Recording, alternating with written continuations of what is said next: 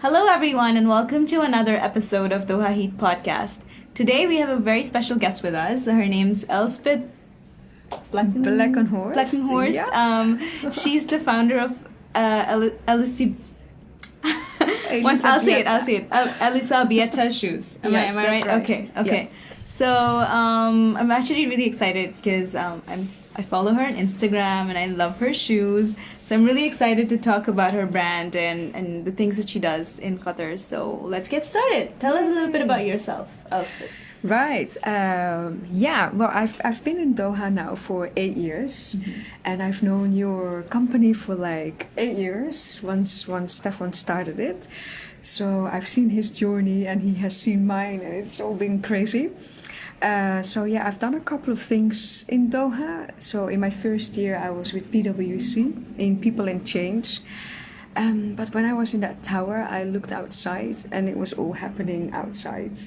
So I was like, what am I doing in this tower? And it was just announced that Qatar won the hosting of the World Cup 2022. So it was just booming. Mm-hmm. So then I met my business partner at that time, Danielle, and we started the recruitment agency Global Women Qatar. And we placed women in jobs in Doha, in international and national companies. So we've done that for 5.5 years. But then with the gas prices going down, it wasn't feasible anymore.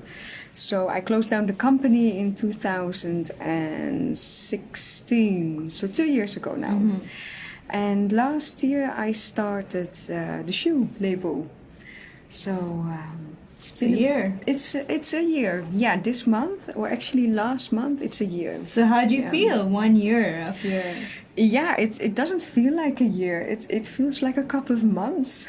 Because so many things are happening and it's still very new to me. Because it's like fashion and I've never been in fashion before. So I still trying to find my feet on the ground and get my head around a lot of different things like Instagram stories, all the crazy things to get my brand out there. But I love every minute of it. I love it. Wow. Yeah. Okay, so going back to where you started, did you have any education in entrepreneurship or business? Not in entrepreneurship, but in international business. Okay. So I studied in Amsterdam at Amsterdam Business School.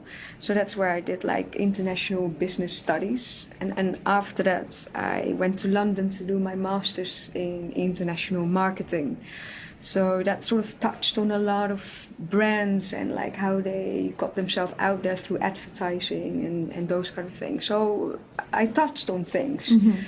But it, like in fashion, no, never ever. So, and also being an entrepreneur, my first time was here in Doha when we set up Global Women Qatar. So, so I've been an entrepreneur for like 7, 8 years now. Wow. Yeah. Well, okay, so for Global Women Qatar, why did you start it? We saw a gap in the market. So Danielle, she had the idea of recruitment. So when she told me, I was like, and we never ever met. So when we met, she told me about her idea, and I was like, recruitment? I don't really like recruitment. But then I did research on the market, and there wasn't much out here. A lot of recruitment agencies were coming from Dubai into Doha, and there were some big ones here, like Michael Page. So it was all here, but then we thought with the boom of the 2022 happening, we thought, let's focus on women. We wanted to set ourselves apart from competition. So we were like, okay, we're not feminist really. So we were a bit like, oh, it's just about women, how bizarre. But we did it, and it worked because it did set ourselves apart from our competitors. And we had all these women in Doha coming to us with their CVs and their personal stories. So it's been it was a really big adventure.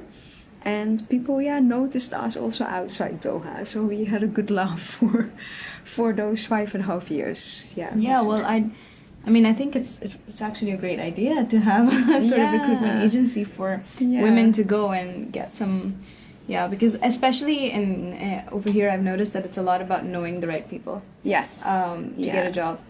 Yeah. So it would be really helpful, if there is someone who's like willing to vouch for you and just help you through the process. Yeah. And I've recently graduated, and that last year was really hectic actually, because it was like, am I gonna get a job, or am I gonna ever work?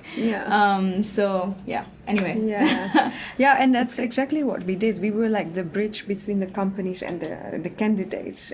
Not everyone is outgoing and goes out networking, so we did that for them.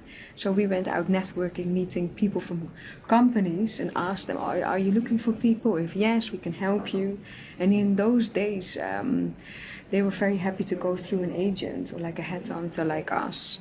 So we did exactly that, like bringing the two parties together, and that worked really well. So I really, really enjoyed that. But then, after 5.5 years, it was also time to move on.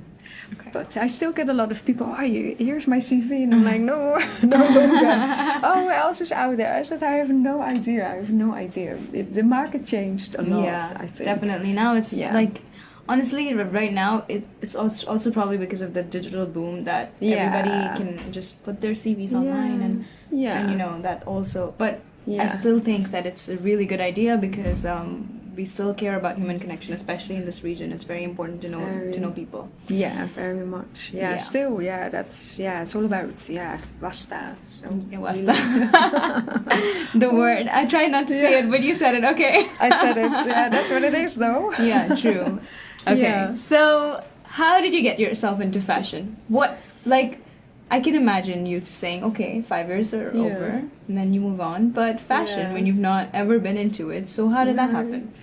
Well, when I lived in London and I commuted on the tube to work, you don't want to wear your high heels. So I had my high heels underneath my desk at work, and I was wearing my ballet flats, like walking a lot and on the tube. And so I was always on the lookout for ballet flats. So in London there's a lot of shops who sell them, and I always wanted like nice prints or lovely colors that were matching like my wardrobe and my like professional outfits. So I was always looking for them, and I have a very small foot. I have a UK size 3 or sometimes even a 2, so it's very small. So last year summer I was looking for a pair of trainers, and I couldn't find them because they were no longer in my size. And when you go smaller, it's not like an adult cut. It's kid shoes. Oh, tell me about it. I have really small shoes, feet as well, and it's the worst. I always buy from the kids section, which is cheaper, but it's not always nice looking. No, it's not, because the cut is different. Yeah. So it's the same with shirts. If you buy kid size, I don't know. It's not flowing. It's not a good fit, and that's the same with shoes. Yeah. So then I thought last year, there we go again. I can't find my shoe size. And like 10 years ago, I was in Shanghai, and they had the most beautiful shoes, like little sizes. The Chinese feet are little, and with beautiful accessories and beautiful fabrics and nice heels. So I bought a lot of them for work. So I thought, let me go into that. But then reaching out or like getting in front of women with a small foot, it's hard in terms of marketing. So I was like, what shall I do? Shall I go into the small feet, or maybe just shoes for office use, or what shall I do? So I came up with my name already, the branding name, with my husband and my cousin. And I was like, okay, let me register all that for like a website, domain name, my Instagram account, those kind of things. So I set up Instagram. And then last year, September, when we got back to Doha, I was searching on shoe brands. And then I bumped into a beautiful shoe brand that's made in Pakistan. They beautifully, like handmade, embroidered, lovely colors. And it's an ethical story because they support a Pakistani community because they make them. Mm-hmm. And I was like, I love that. I really want to do the same. And then I was like, but I love ballet flats. So let me do ballet flats. So that's how the idea was born of ballet flats. And then I started looking around for shoemakers. I looked in Italy, but that's like, oh, you really need to know people. That's really a must for shoemakers in Italy, and that was hard. But then after searching and talking to different people, I found my shoemaker. And so I do the designing and she makes them, handmade. Oh wow, it's handmade as well. Handmade, yeah, the handmade. Wow. Yeah. Okay, yeah, I was actually, when you were mentioning the lack of comfortable shoes, and it's so true. And Yeah. I've given up. I only wear trainers to the office now, because I was like, I don't care what people think. Yeah. This is comfortable. I'm gonna wear it but I always also want to wear pretty looking things that go with my clothes. But I've just given up right now. So I'm really looking forward to try them on. Try them Yeah. on because they're cushioned. So the insole, it's there's a little padded part. It's cushioned, and it gives you the extra support. So like a lot of women, I have a very hollow lower back, like an arched kind like of an arch. Yeah. So if you walk or on really flat shoes without any support, you get a backache. Oh, I'm resonating so much with everything you're saying right now, because I was like, okay, then I did try flats for a while, because I was like, you know, they're good looking and comfortable. But then because I have that arch, and almost everybody does a lot of the time, so I need something that's a little bit I don't know. Just slightly padded. Not too much, because then it becomes a bit awkward. It's like, what's that in my shoe? But it's slightly padded, and it gives you extra comfort, and it's got a little heel, not too big, but a little heel that also gives you the extra support and comfort for your back. Very nice. I'm sold. We try them on later. So tell me a little bit more about how the process went from you conceiving of this idea to actually setting it up. Right, so I set up all my social media accounts, and I set up my website, or my friends, she helped me with that, building it. So like I have those kind of things in place. And then I was like, okay, what I need now is like the shoemaker. So that was a bit of a journey to get there. But I found one, and I found a couple of shoemakers now. I don't want to put all my eggs in one basket. I just want to spread the production, and I'm going into like bridal shoes, bridal flats. So that's a different shoemaker again. So everyone has like their own speciality. So I travel a lot for the shoes. So I meet shoemakers, I meet fabric suppliers. I learned a lot about the shoemaking itself, like reading up on it, like loads. So whenever I have a spare moment, I'm Googling on like shoemaking, material, the different fabrics. The other day I went to the souk here just to feel all the materials. What kind of fabrics do they have in Doha? Because how wonderful would it be if somebody here can make them? So I'm always on the hunt for like different fabrics, colors, designs, patterns. So that's how I gather everything, putting all the little jigsaw pieces together. And I just close my eyes and go. I'm not thinking much.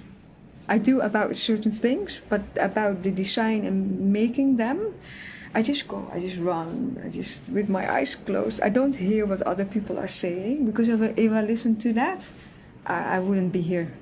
Because everyone is like, are you sure? Are you sure you will sell them? Do people like them? I'm like, I don't care. Just don't tell me. So I just go. And that works for me. As soon as I start thinking about things, I start procrastinating like crazy, and nothing happens. And now I'm doing a lot of research about sizing. So sizing in like Asia is different to sizing in Europe or here in the Middle East. It's all different. Because like in Europe, people have bigger feet. Not everyone. We have a big foot in the room. But it's like... it's all different. So with my sizing, that's a thing. So I'm doing a lot of reading on that and comparing sizing charts from like big shoe brands to small shoe brands to things out there on Google.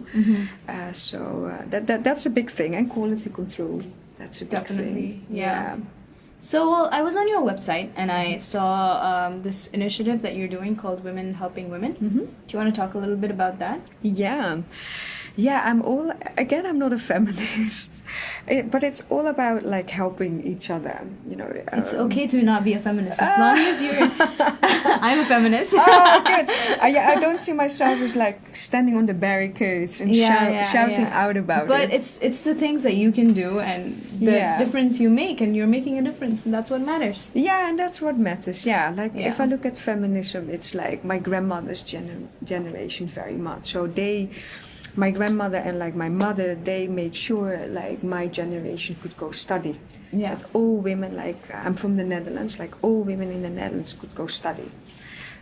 So that's like a big thing. I agree. Yeah. So here it's still a little bit different. Having said that, in Doha, if you look at statistics, more women are studying than men. So that's a different ratio again. Yeah. But then again, in terms of like working, maybe not so much. Yeah, there is this gap where there are so many women graduating from college, but very few of them actually in the workforce. They stop. I guess they well, see, you're a feminist. Oh, I am. Okay, I am. I mean, I think that's the thing about feminism. It can be what you want to make of it, as long as you care about women having equal rights. You don't have to go around shouting and screaming in people's faces. No, so, I'm not like that. I'm more of a silence campaigner. I can feel it. I feel maybe that suits me better. Yeah, but if if you have such a wonderful initiative that you're doing to help other women out, you know, it's a big deal. So tell us about the initiative. We drifted away from the topic. I know, and I should shout out about it more. So I had a couple of talks with like the organization I'm supporting, and they very much support me in that. So they're going to give me like stories to tell for me on social media. So the initiative I'm supporting, it's a human rights organization, and they free women from human trafficking. So it's a global firm, and they based in certain locations. So I visited them in 2 locations. So, and they're very, very passionate about what they do. And when I first met them in one location, I was like, I could cry. They were so passionate about what they're doing, and I was like, okay, I'm sold. I really want to support you guys, because I feel so much on the same page, and we share the same passion and like getting it out there.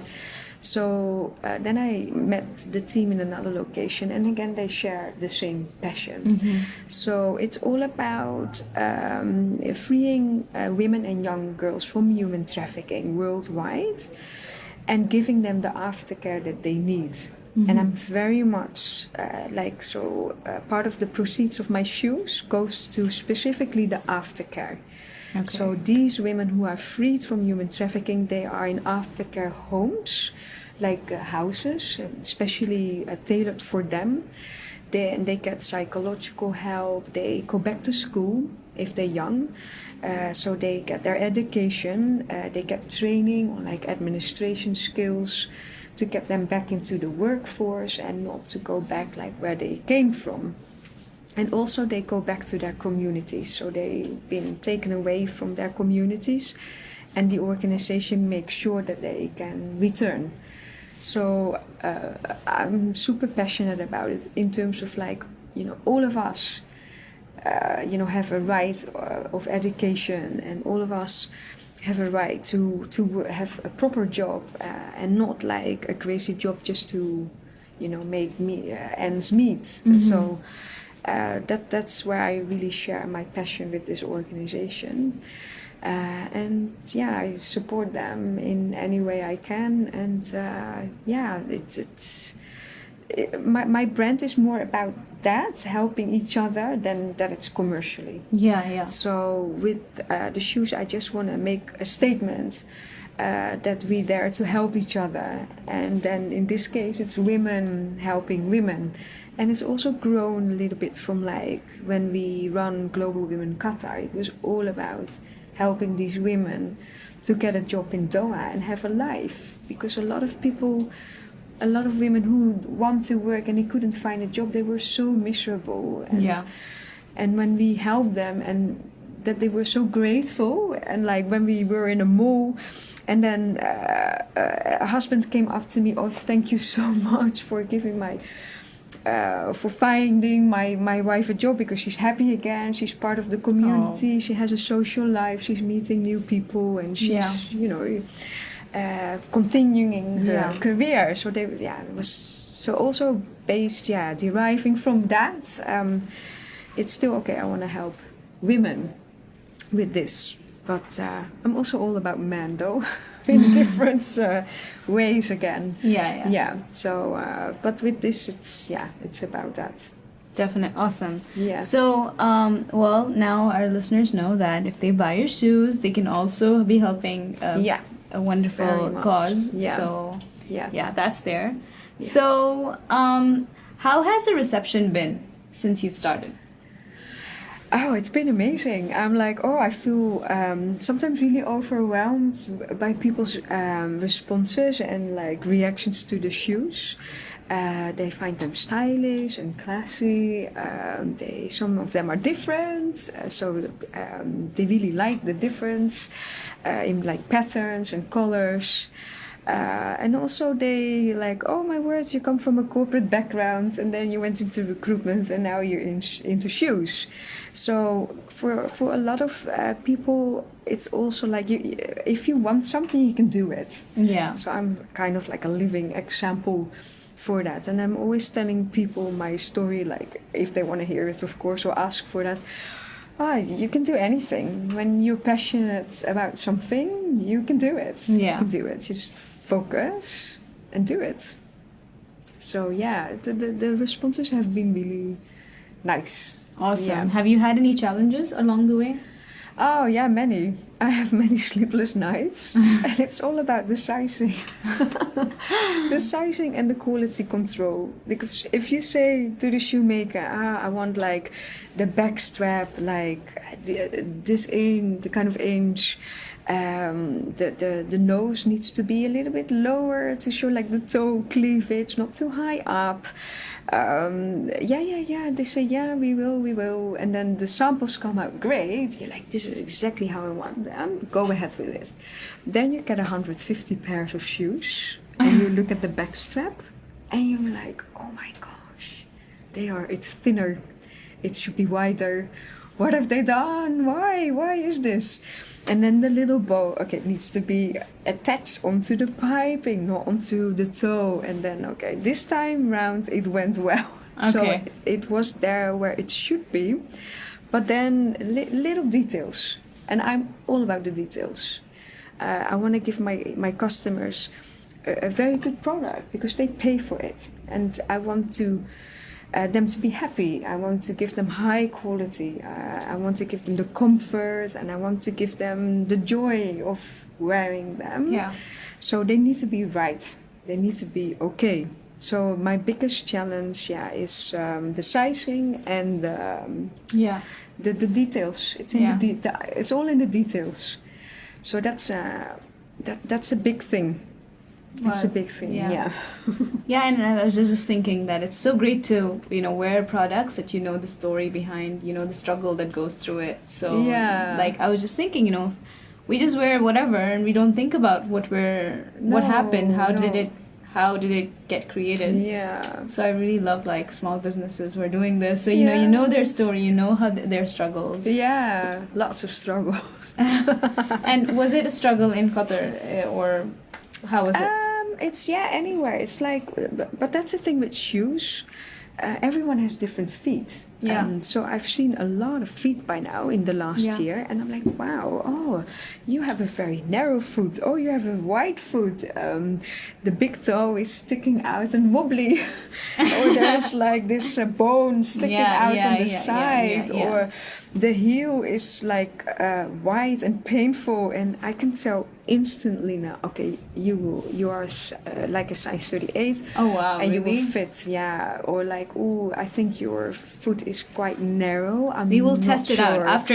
We test it afterwards. out, yeah. And if I pick one up, I know, okay, this is a 37. Oh, that's a 40. Ah, wow. It's crazy. Awesome. See, that in 1 year, that's In what's 1 happened to year. you. That's what happened to me. Like, oh gosh, am I okay? Oh, wow. Yeah. Okay. So in terms of, again, yeah, the reception, what's coming up next for you?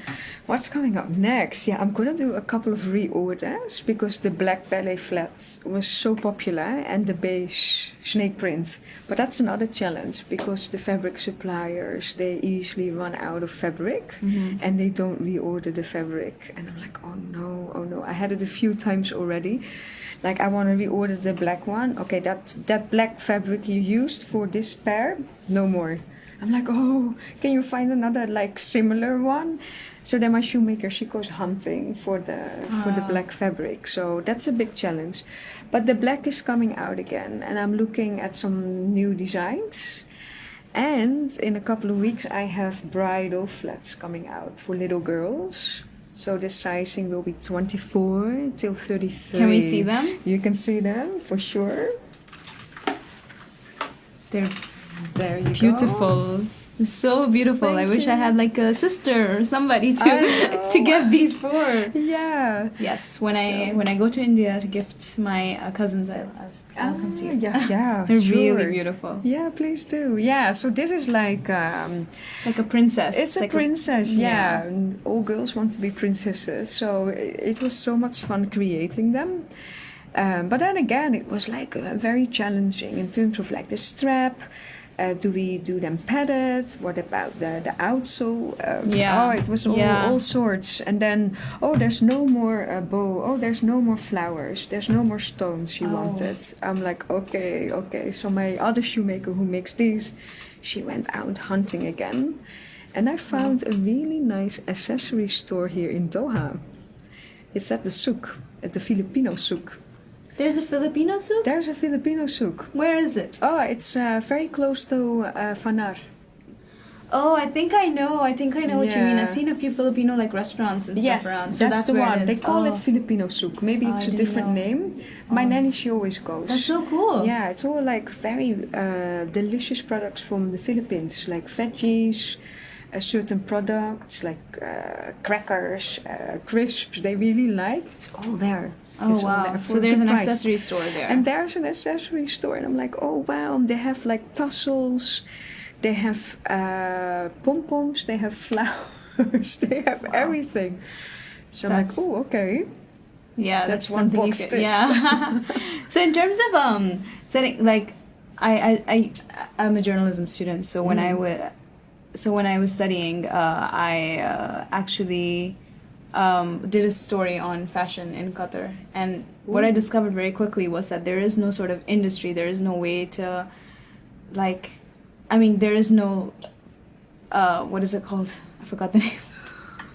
Factory. There's no factory here No, producing things. no. So is that a challenge for you too? Yeah, that's a big challenge. I would love to have them made here. So any Yeah. shoemaker out there, please contact me. Yes, all the Yeah. shoemakers on All the shoemakers. listeners, please contact me.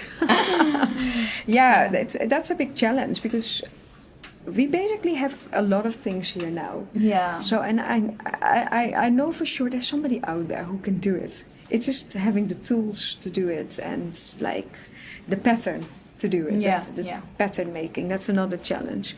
But if somebody can do it, it's there. And that would be brilliant because if we can do more homegrown things here, Yeah. that would just be amazing. Yeah. That's my ultimate.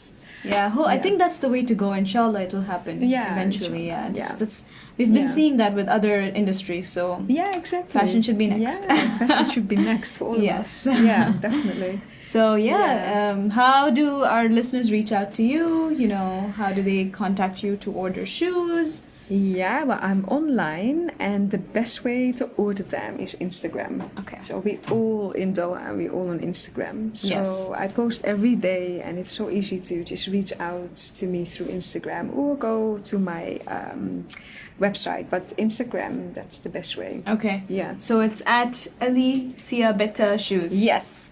So yeah, Correct. and we'll obviously link everything out so you guys Yeah. can find her very easily. Thank you. Yeah, and oh yeah, I forgot to ask you one important question for Yeah, our listeners. How affordable are your shoes? Oh, right, they're very affordable. So they range between 199 and 299. Okay. Yeah, so there's some in between, but like the black ones, the most popular ones. Especially for handmade, it's a good price. Yeah, it's a good price. Yes. Yeah, and part of the proceeds they go to the organization, and and they're all handmade, so they all differ a little bit. But so the black one is the most popular one, so I priced it low, so it's easily accessible for everyone to buy them. Awesome. Okay. So there you have it. Thank you so much for listening, and thank you so much for coming on the show. We Thank you had for a great having time. me. Yeah, me too. Have a great week, and see you guys next week. Take care. Bye bye.